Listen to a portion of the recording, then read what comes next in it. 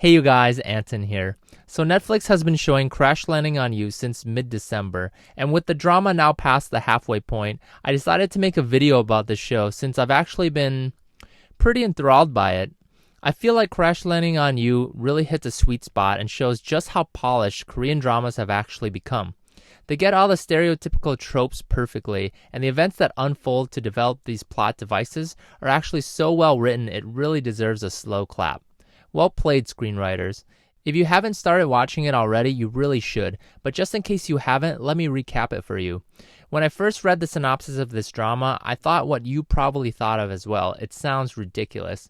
The rich and picky heir of a huge South Korean mega company goes hang gliding one day and lands in North Korea.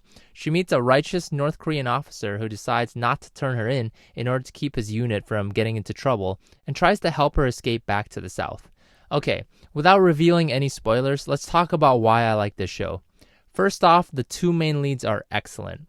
Hyun and Son Ye-jin have this really great chemistry that at first it was a little flat, but it really starts growing on you. By episode 7, I really wanted them to end up together, and the story is so well written that the trope of lovers wanting to be together, but the situation dictates that they cannot, is so well done and actually believable. She's from the South and he's from the North. Two countries embroiled in hostility, and there's no conceivable way at this point that they could ever end up together. I really don't know how they're going to write this ending, but so far, Crash Landing on You story writers have been so clever in their writing, it's even surprised me. The OTP here are absolutely adorable, and I'm so sold on Hyun as Captain Ri. Seriously, what a man's man. This is the kind of North Korean hero you've always wanted but never known.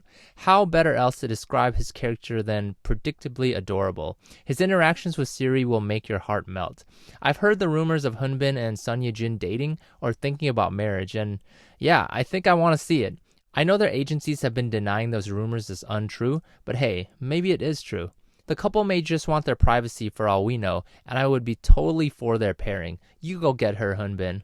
Anyways, let's talk about Crash Landing on You story writing. The way the screenwriters apply different K-drama cliches into this show is nothing short of ingenious. The plot twists of forced living together, fake marriages, hiding identities, rich heiress who can't tell everyone that she's rich, OTP who have indirectly met each other once before a long time ago. Man, this show really has everything. But the really noteworthy part is how clever these devices are actually integrated into the show. The writers have really found a next level way of keeping these cliches fresh and interesting. On several occasions, you can sort of feel a trope coming up and thinking to yourself, oh my gosh, are they really going to write it this way? And then they hit you with a different one in a way you never thought would happen. I also just love the way they balance seriousness with comic relief. The situation for Siri the heiress is actually really dire, and she could lose her life at any given time. The same with Captain Ri after he decides to risk it to help her escape the country, by the way. But there are these really great moments of peace and tranquility, and the show creates these small pockets of happiness that lift this situation and remind you that even though North Koreans are people stuck in this oppressive regime, they still are people trying to live their lives like you or me. Siri's peaceful life in North Korea as Captain Ri's fiancé is just a transient illusion, but it captivates the audience and really makes you wish that it was real for her.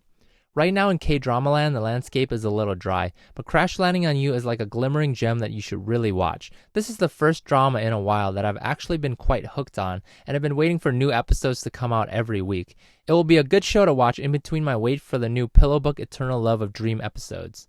Now, I know it's extremely early in the year 2020, but I've got to declare that Crash Landing on You is probably my favorite Korean or maybe even Asian drama this year so far. We'll see. In all 10 episodes released so far, there hasn't been a moment in which I got bored or annoyed by any of the characters or storyline. Check it out for yourself, it's on Netflix, and if you don't like Captain Ri, then you just have no soul. I'm just kidding, well, not really. Go watch the show and then check back into me. We're at episode 10 now, with the season ending on February 16th at episode 16. So I hope the show will go out with a bang, and I really look forward to any projects Hyun and Son Ye-jin have in the future. If I wasn't already before, this series has really got me hooked on these two. Let me know what you guys think of Crash Landing on You down in the comments section below. Like I said, you should really give this one a shot. Anyways, that's it for the video today. As always, thank you for joining me. Remember to subscribe to the channel if you want to see more drama reviews like this in the future. My name is Anton. I will see you guys in the next episode. Bye now.